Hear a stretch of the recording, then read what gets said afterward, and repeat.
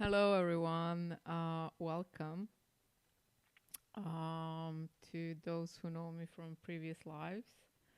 Hi. To I did have several. And for those that are just beginning or just starting to get acquainted with me, my name is Irina Lakicevic, and friends call me Isla as well, for that matter. And I'm the current artist and theorist whose art kind of spans across. So I'm a multidisciplinary artist. And the theories, I think what is most interesting to me is human consciousness and human agency within the scope of the existence, and this dimension of how qualitative becomes quantitative. No, how quantitative becomes qualitative, meaning the origin of life is something that I'm very deeply intrigued by and quite so mesmerized by, to the point that I'm actually kind of considering going to study quantum physics. And this is not even a joke. I wish it was. I actually almost wish it was. I also have a place and a tutor that I would very much like to be under, but all in due time potentially. But so 5 years ago, so I said that some know me from my other lives, and 5 years ago, until 5 years ago, I was a dentist, and I had well, I definitely had a fashion Instagram. There is no doubt about it. It almost had 100,000 followers before I disappeared, as one does in today's day and age. But I had a fashion Instagram account, and I was a stylist, and I was doing also occasional art direction. So all of those things were quite fascinating to me, and I enjoyed them quite a lot to a certain extent. And however, I think that fashion changed drastically.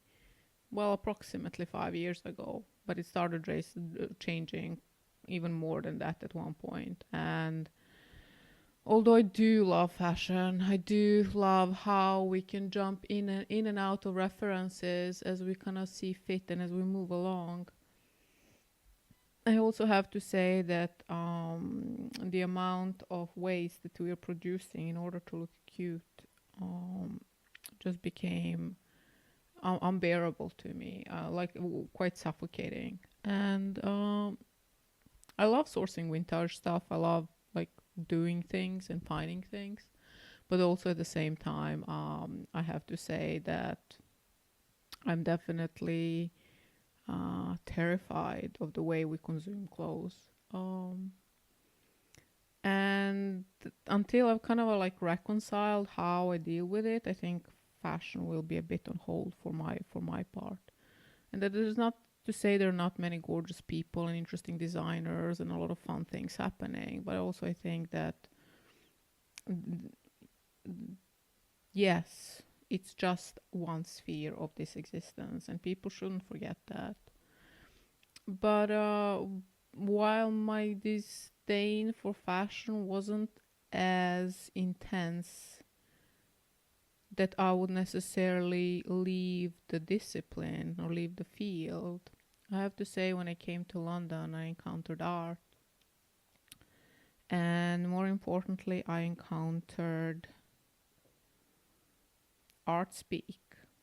And that's kind of like a really interesting story because my entire existence spans in a very bizarre way where kind of sometimes it feels like there was a phone ringing for a very long time. And I'm not sure if I have ignored the phone or just were completely oblivious to it on one side. I actually do not dare say. And there was this thing of locating the ringing as well. So I think it was kind of interesting how life pulls me in this direction. Like where on one side, like it feels almost like I'm living two lives, and that is really really funny because I have already made a series about my early works. It's a small series. It was my first time speaking. It was kind of my first time kind of being a bit public after 3 years, which was quite intense for me. So I made a small series about my early works that also delves kind of into my personal narrative a bit more, which is on the like more traumatic side. Although I'm not being explicit about details because I'm quite um, careful about what I put in other people's realities, because people are very sensitive and one should kind of be focused, I think. So I'm not kind of going too deep into things, but I'm kind of going enough to kind of give you some context. But I think within those series, I also mentioned that on the day of my baptism, I hit the head on the church restaurant door. And I have my scar literally splits my forehead into two. Um, which I think it's kind of funny because I'm also cross-eyed with different strengths on two eyes. So kind of already from the onset there is this split. And sometimes when I think about my life, there is on one side I feel there's this immense power pulling me towards what all of this kind of is culmination of. Well, on the other side, there is this dimension where like life is pulling me in a normal trajectory, and I wish one of them were more consistent or less consistent, whichever. But here I am, kind of. I feel it's definitely an odd experience I've had, or valuable in many ways. But I think also that all of this kind of culminates in this dimension where I am branching to be an artist, and I branched out to be an artist. And potentially in the retrospect, was that a bit too, you know how it felt? And this is really funny because it also ties to the to a very bizarre story. It kind of happened six months after that. So the moment I decided to become an artist, it felt like I was on a cliff and I just jumped. And I'm not foreign to cliff diving. My father used to train me to cliff dive when I was younger. So big heights are like this amount of being afraid of heights. All of those things were not necessarily in my vocabulary. And I said there's a funny story because 6 months later I was seeing a psychic, and she was speaking to me about the exact same thing, that I was on a cliff that I jumped off, or jumped off. And I thought it was really funny because that's exactly how it felt. I felt like I put on a blindfold and just said whoopsies, and took it from there. And it was a very peculiar process in many ways, and I think it kind of truly connects to this entire narrative of mine in a very peculiar way. It definitely does make me. I definitely have to say that I've considered determinism and free will in more than just simply philosophically, and I don't know. I really do not know. It reminds me of the French cartoon Gandar, which is quite amazing, which I enjoy quite a lot. It has these aspects of present, future, and past, and I'm not sure about this entire thing, but it is very good to watch. And I think, like, if you kind of think about everything that I have briefly mentioned since the beginning of this video cast, there is a very strong. There are a lot of narratives and a lot of themes that kind of bind together and are interconnected, and that is the nature of being an artist. I think that is one of the reasons that is like my apprehension of what an artist is, like this dimension of working across fields that in some or the other way connect to each other and as such establish their own cohesiveness, their own narrative, their own story, which then one can kind of unpack and fragment and defragment and put together in accordance to how one wishes to frame whatever one is framing. Pictures are great to frame. You can occasionally try to frame an elephant, but if it's in the room, it becomes then it's framed by room potentially. Sorry, people do say that I have a terrible humor, but I kind of do.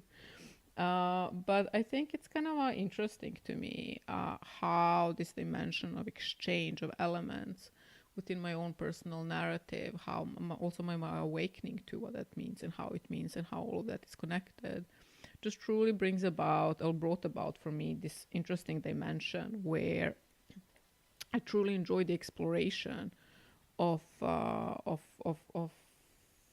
all of those beads or threads or whatever it feels, whatever it is, it kind of binds this entire thing together. Also, I'm very interested whether it's an open or a closed system because that's kind of important to know, but it's a bit of a different topic. Well, and then, and I think like being an artist is truly fascinating, exactly within that scope where one is looking at also sources and origins of things and kind of see how they branch out and morph in accordance to time. And this potentially isn't how everybody approaches the practice, or nor if this is not the right approach for you, does not resonate for you, it's not right for you. But for me, this is kind of like this fluidity, this incessant flux. And that might be that I have watched one too many fantasy films or movies when I was a child, which I did, which I have, definitely. A lot of Kung Fu, a lot of Jackie Chan, a lot of Xenia and Conan. Oh my god, they were amazing. But all of those things kind of just truly made me realize that this existence isn't entirely as transparent as we potentially wish for it to be, or it appears to us as. And I think it's one interesting because one of the biggest revelations I've had since I started whatever this rabbit hole has been, is the fact that although the air around us is invisible and it allows us to look at everything from a one one person perspective, we still live in a 3D universe, and particles of air are just some of the particles that actually kind of fill the space. So that kind of became a big of an eye opener for me, and this has nothing to do with introductionary series as kind of what I'm speaking about now, but it's kind of interesting to know as well because I think ultimately all of the theories that I've kind of come up with and all of the things that I've written in the retrospect do tie to this dimension of individual understanding and perception of the existence. And also, in many ways, that is also the background for my writings. My writings would have never emerged if I wasn't inherently interested in the language that lied behind. So what I mean by that is, and this is also like there's so many interesting threads in my own narrative that kind of connect to art one way or the other that I find just so utterly fascinating.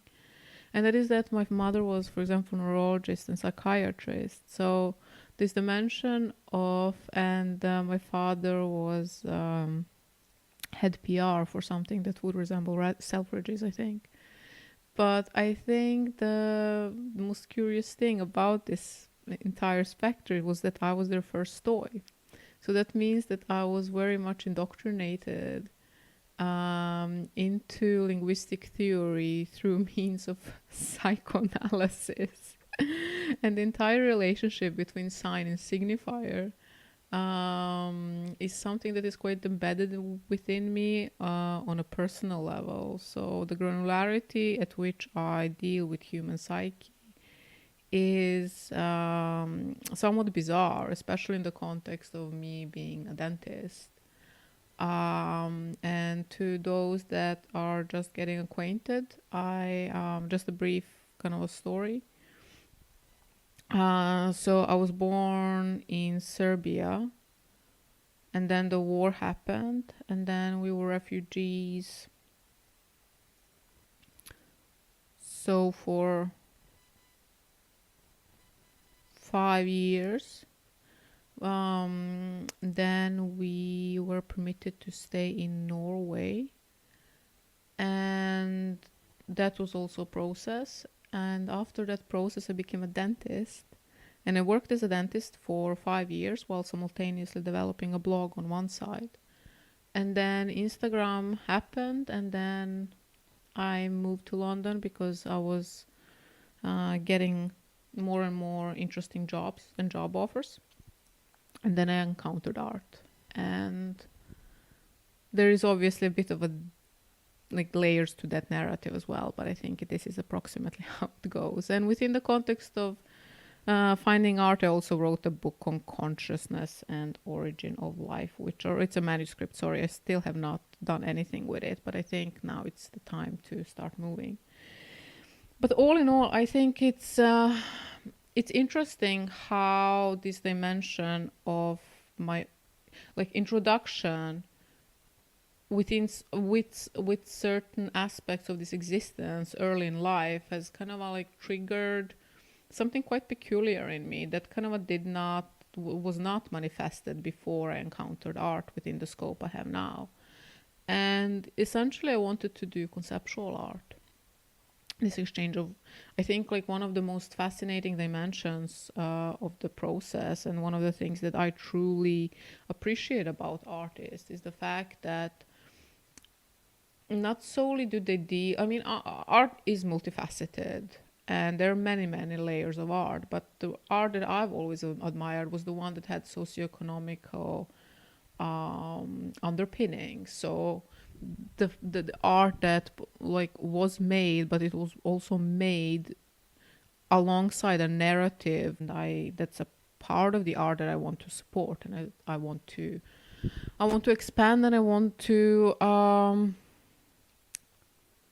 I guess like highlight the altruistic narrative within that scope, because not everyone, like, this world is very weird, and I think the older one kind of gets, the more one realizes how weird it actually is.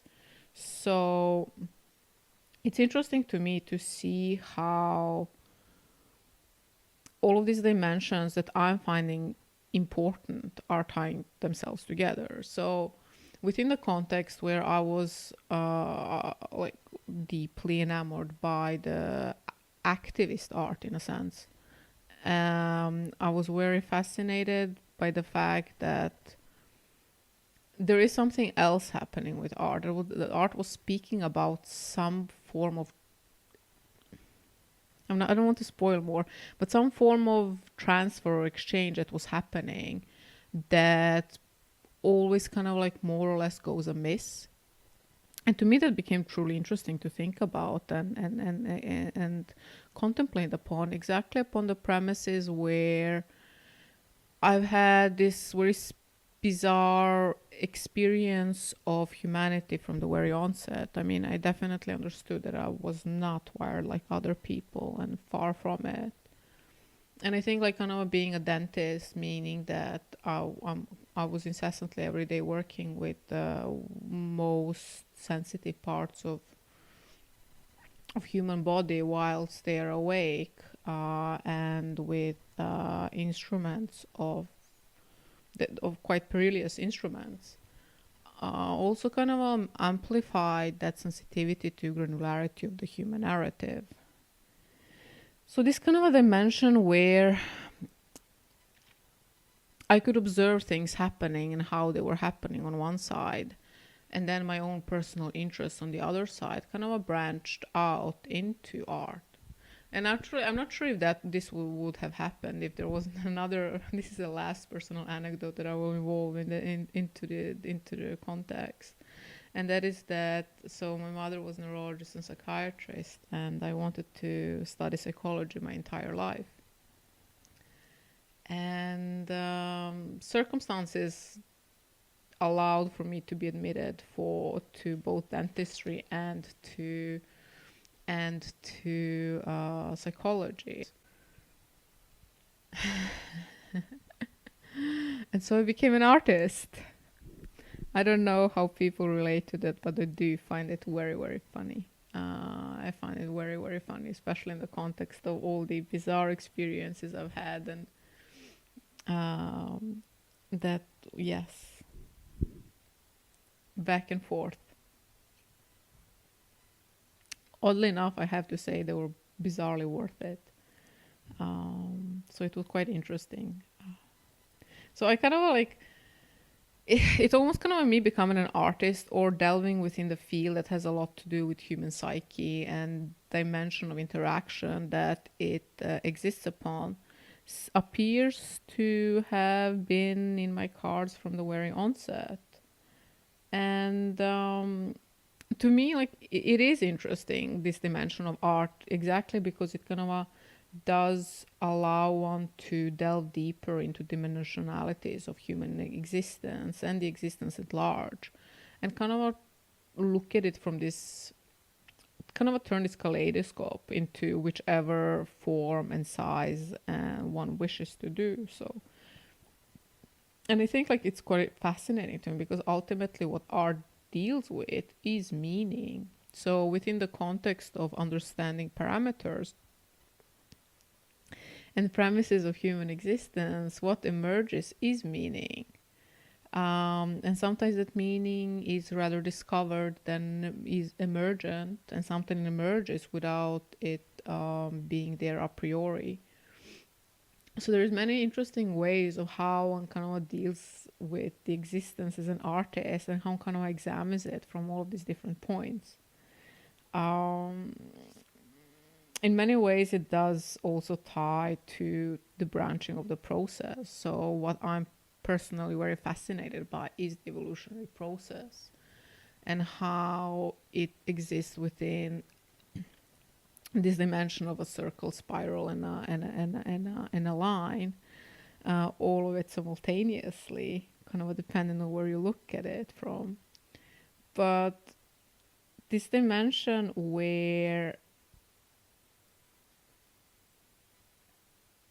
reality, and I'm going to say reality now, although I speak about actuality most of the time. So this reality, this linear apprehension, or like this one-dimensional apprehension of our existence, is something that has always been of a peculiar character to me. And I'm kind of grateful that art has come to me within the scope it has, exactly because it has allowed me to, through quite unconspicuous means, explore all of these dimensions without going too much into the without actually kind of going too much out of my way when I was working on the conceptual aspects of my art, because my challenges was never what to make, but why make anything.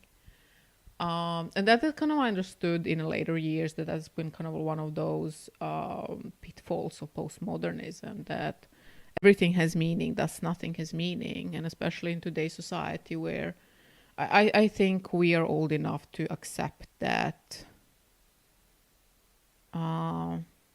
human lives are quite minuscule in value. And I'm happy to be a part of the movement that works towards changing that, although I'm not belonging to any movement just through the sake of me speaking about this. I do.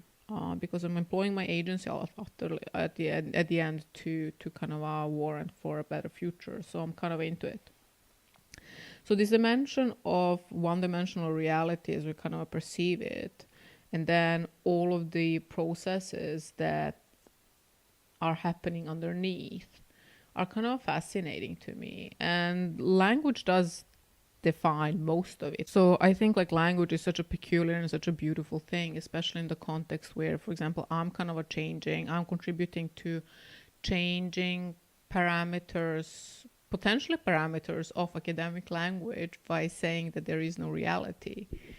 reality is it is a bit defined by a collapse or compression of information within the unilateral scope that I don't personally enjoy. I think because it kind of it has its like quite cemented experience or feeling, while for example actuality is something that I am much more comfortable with employing myself. And the reasons for such is that actuality already presupposes within its context all of the different premises and their interactions, thus making what we perceive as real, as within the common sense, becomes actually what we perceive as actual, meaning that it is what has panned out in actuality. So kind of exchanging those two has definitely helped me understand a lot of dimensions and nuances within the contextual underpinnings of language. And language is very, very funny to me because I don't think if I didn't come to London, I wouldn't have understood how fascinating language is within its geopolitical and socioeconomical context that are inevitably defined in the hierarchical order that I think it's still quite visible in England. And I didn't think of it as such. Especially, I guess that's one of those things. As kind of a growing up in Norway, the access you have to the Western culture, but I would mostly say English and American culture, is mostly through American sitcoms. You know the type. So my introduction to the vocabulary and the involvement with language has always been defined by such. One can read books, but then there is also a limit. So, however, when I came to London, I truly understood these linguistical dimensionalities that I feel define Britain, and I find them so beautiful. But so these dimensionalities of language become truly interesting exactly because they are the first, they're like a first form of recognition in between people and between social groups. So it is quite interesting to kind of see how all of that pans out. And especially because what we're speaking about, so language, something that impacts. Also, I feel art deals quite closely to this, and this is this aspect of mesmerization of art. Like when we see an image, when we see a picture, when we see a painting, we're mesmerized by it, we're drawn to it, or we're indoctrinated to do so because there's also that aspect.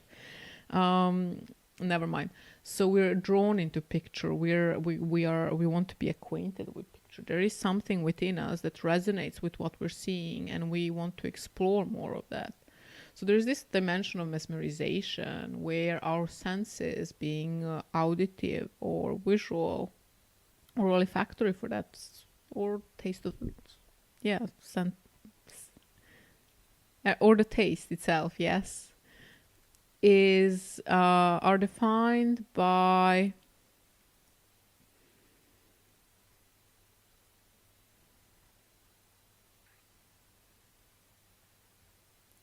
inputs that may or may not be of the sort as apprehended. And I guess that's kind of the fascinating part of the existence as it is and the language within it. You know, it's, I mean, yeah, the Pineapple Express, yes. But that Wittgenstein did say most of it. So for those who are not acquainted, Ludwig Wittgenstein was a philosopher who dealt with theories of language and a lot of gorgeous things.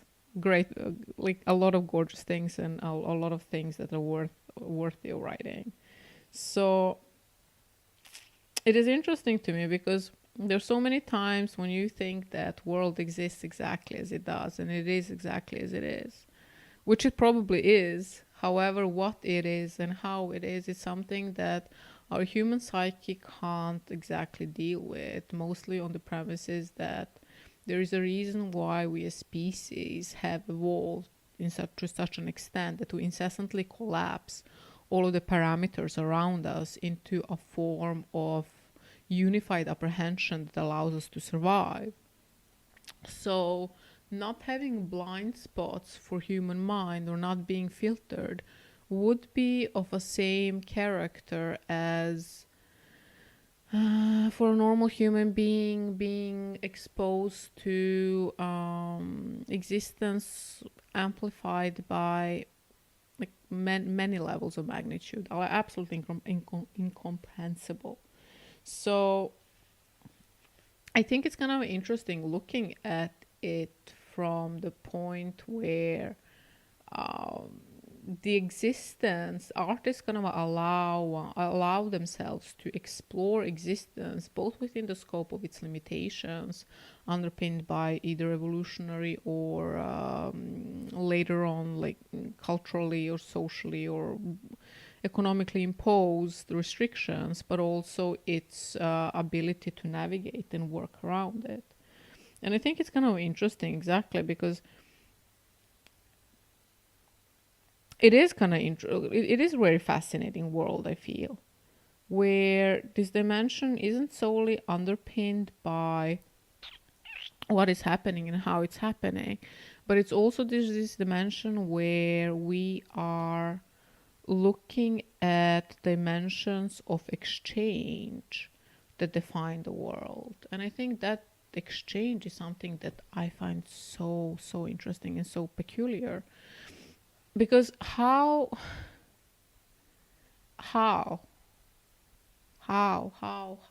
like I don't feel that I can ask the question enough times for it to resonate with the wonder that I'm experiencing, exactly because I'm kind of contemplating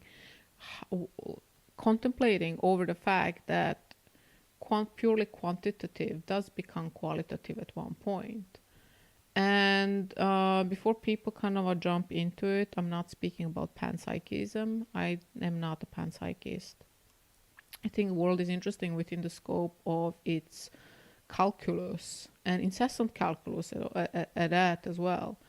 But I don't herald for everything having consciousness, because I do not think it does. However, there are definitely interesting forces within the universe that we exist within the universe in the universe we exist within, that allow one to truly question exactly this dimension of immaterial versus material, of quantitative versus qualitative. How can a space between two people that are just experiencing attraction, how does the space become heated? And sure, you can say the body, you can say the energetical circuits, you can say the chemical interactions, you can say all of that. That is absolutely valid. But there is this question: why does it happen? How does it happen? And why does it transmit? And also, why does it leave residue? The way I introduce the manuscript is take a piece of paper, do whatever you want with it, etc., etc. And I think a lot of people, just because I had like a small thing with my friends, crunch the paper. And naturally, the crunched paper will always have the imprint of the hand that has pushed it. So for me, it's interesting to think that world exists on such a simple base premises, and on the other hand, it also is defined by the complexity that something as such happens on, or like it involves. So it is like becoming an artist kind of is this odd space where one can look upon all these elements, where one can kind of explore all of these dimensions, where the microscopic becomes macroscopic, the individual becomes communal, the communal becomes individual. and this dimension of macro to micro also closes the loop. So to me, like kind of looking at it from the point of existence becomes truly, truly fascinating. So I think like what has happened now, I think what a time to be an artist. That it's absolutely, absolutely bizarre what is happening now. Like we are on the brink of the third, or I heard somebody say fourth digital revolution, and I became a bit flustered. So I'm going to keep it to the third digital revolution, where the first one, I'll speak about it later on, but where and it's not solely about where, but it's also how it has happened and why it has happened. In a sense that, again, what's one of those things when you truly understand, especially now with the development of this bizarre technological age.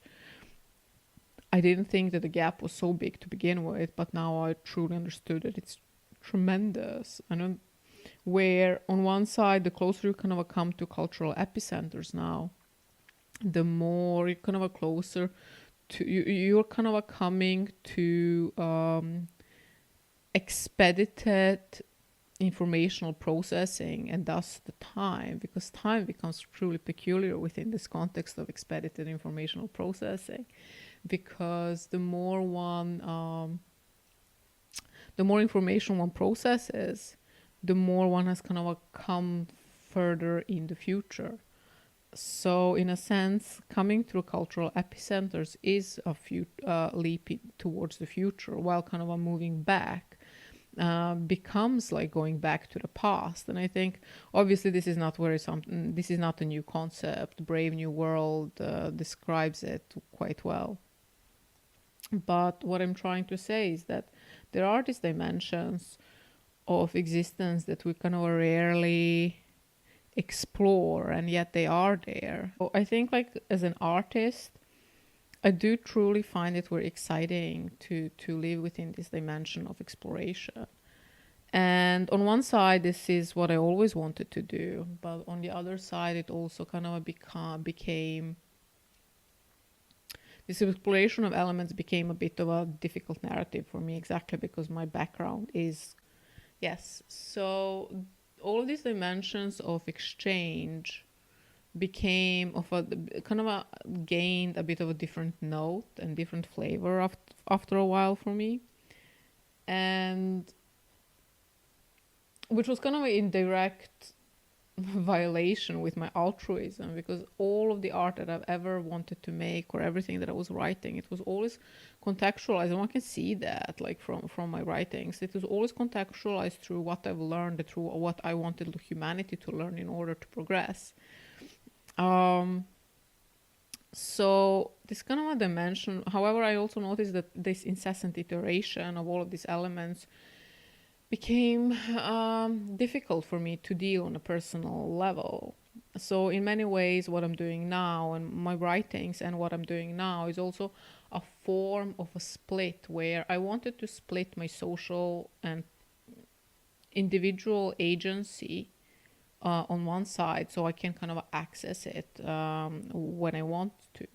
Whilst on the other side, I created art I started kind of making art that allows my existence to expand energetically without kind of falling into all of these,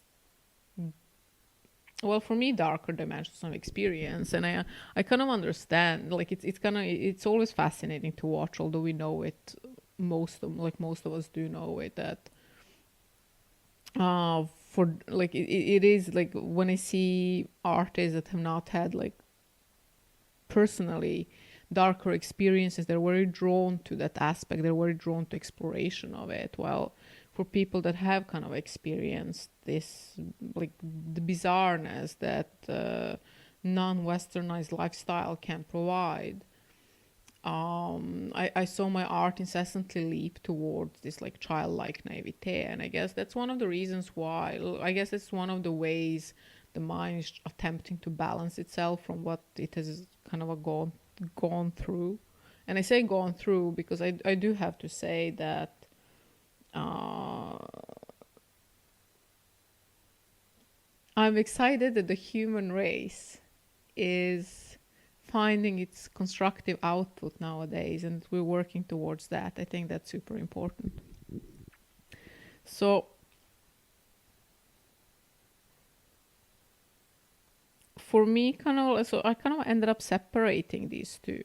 So agency and speaking about things and highlighting all of this dimension of interconnectedness, where I, as an artist or as an individual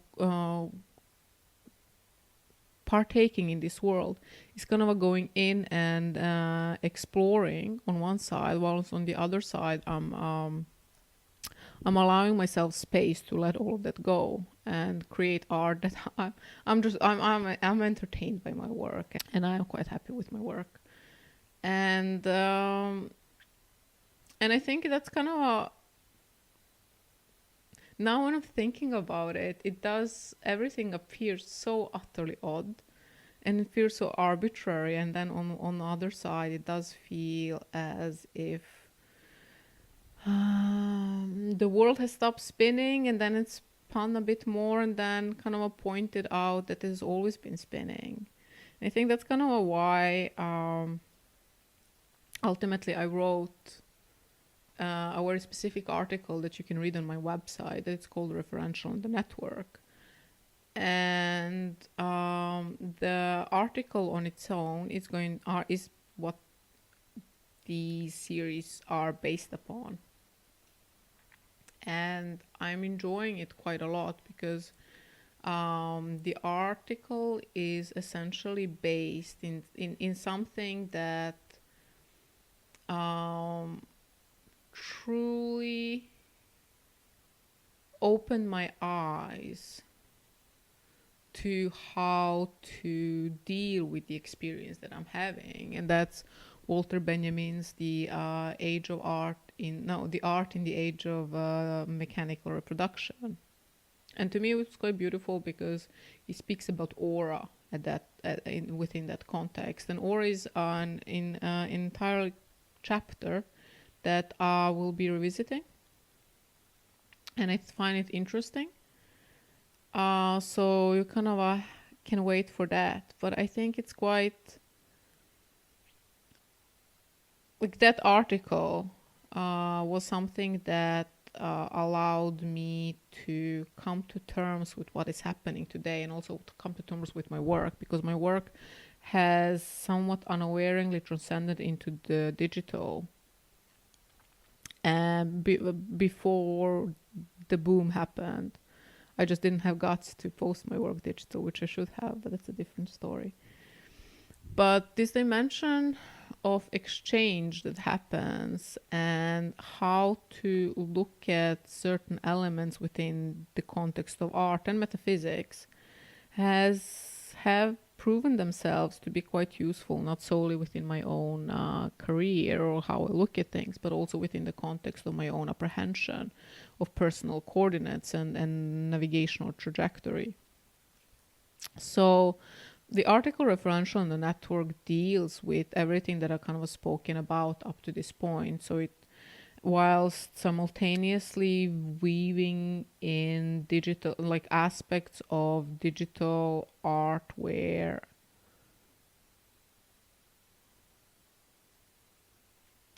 these parameters and premises for emergence are highlighted within the context of the narrative.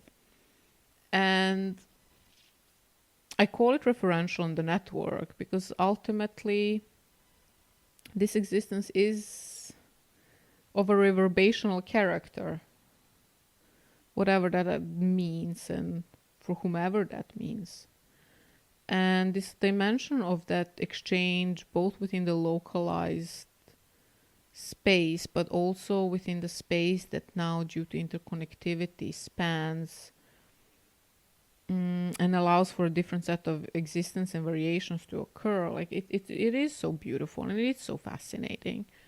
So I think kind of examining that and speaking about the article through, or employing the article in order to speak about the coordinates of this world definitely made sense for me. And within the context of me being multilingual, so I speak 5 languages and 3 of them are fluently. The 2 others are so rusty.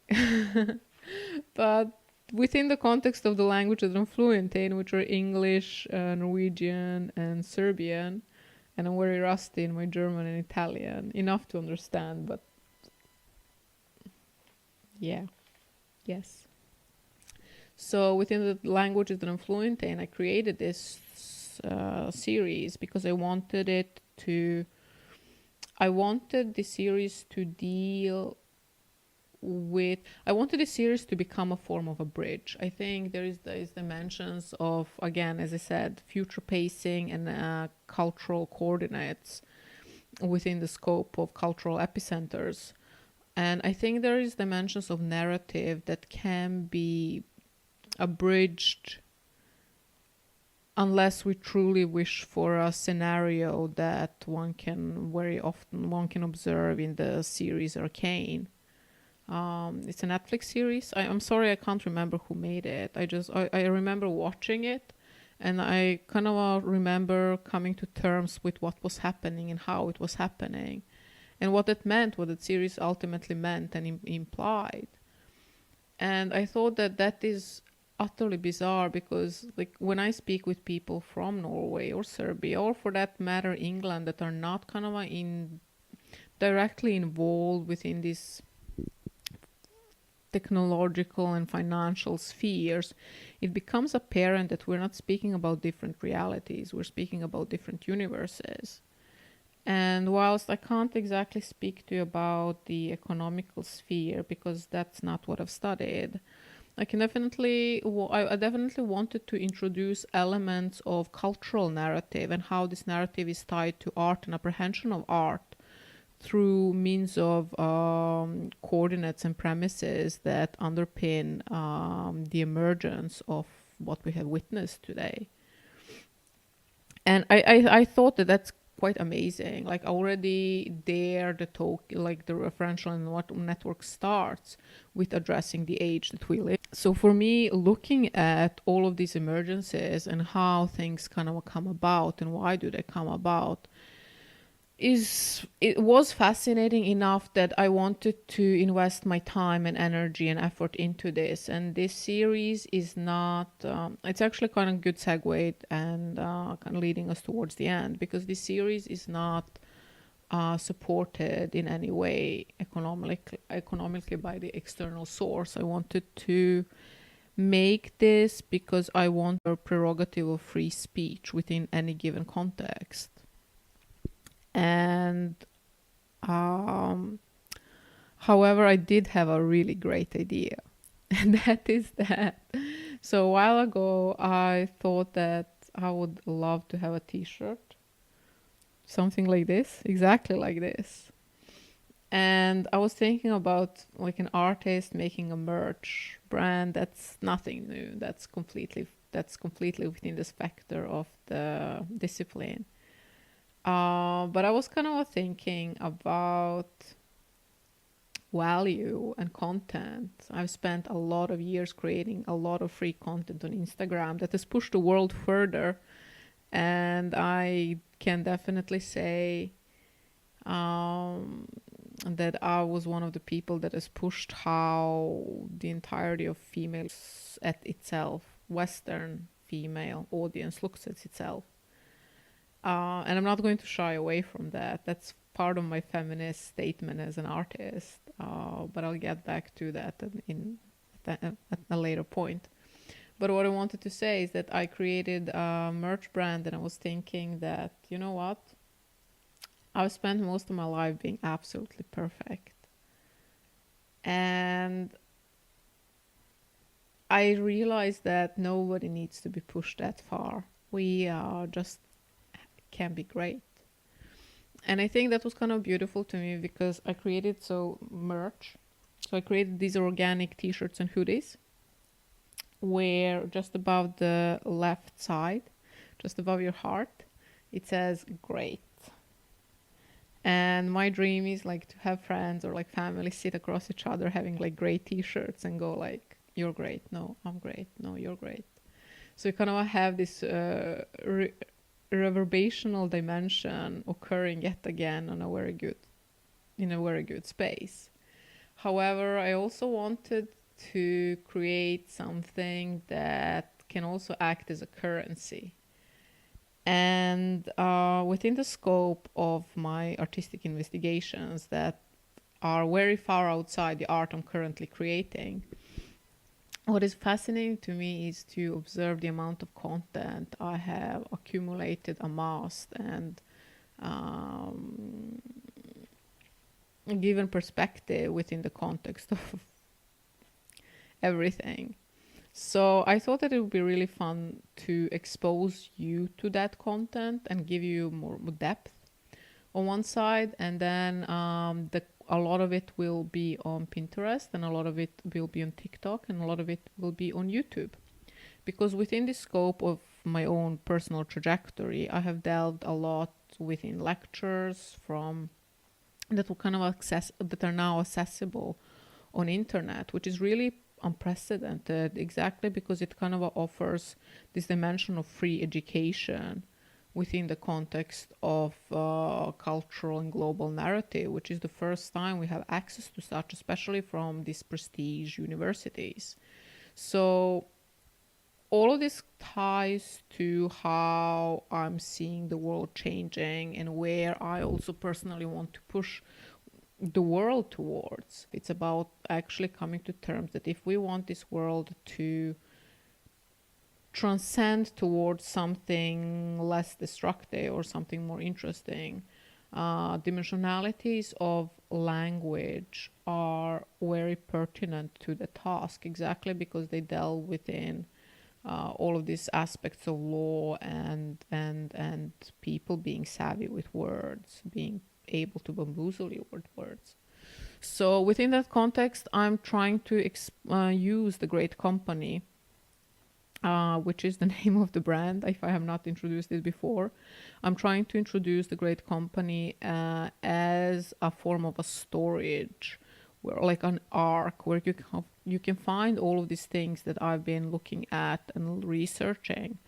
And simultaneously, I will put you through, I will kind of like organize chronologically animations that I've gone through, and a lot of music, because music is severely important for me. Like, so I wanted to create a space where I could put all of those references and all of the knowledge that I've traversed together. And I also wanted to create a bridge on the global scale that allows people to actually delve into what other people are listening to. I think I do have a very specific and very unique um, spacing within the cultural context that allows me to reach wide amounts of audience across different sectors.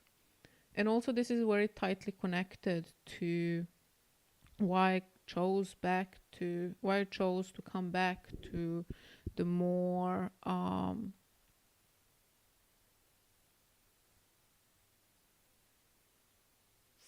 how do you call that? What do you say? When you're more to the more exposed lifestyle.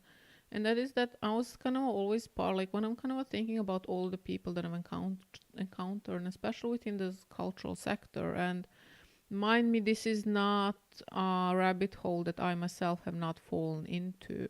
But I've definitely seen these strong levels of disdain towards people that have not had this meeting with the cultural references as some others might have been exposed to or had access to or themselves have chosen to explore. And within that context, they've really recognized there's such a big social and cultural disparity that I find more important and more intriguing to try to abridge and try to gap than try to expand it by me becoming a recluse and then having disdain for everything and everyone who has not been as who has not kind of had this dimension of access to exploring such.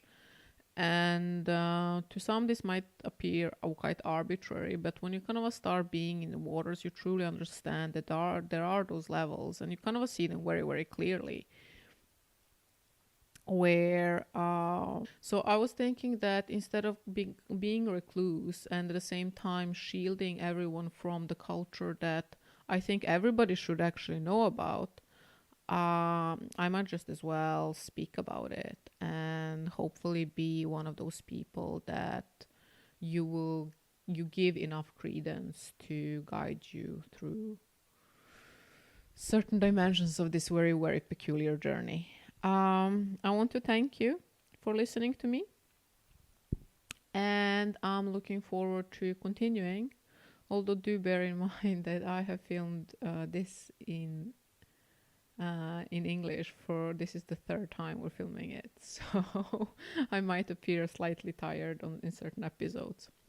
Do not take it against me. Looking forward to continuing, and bye.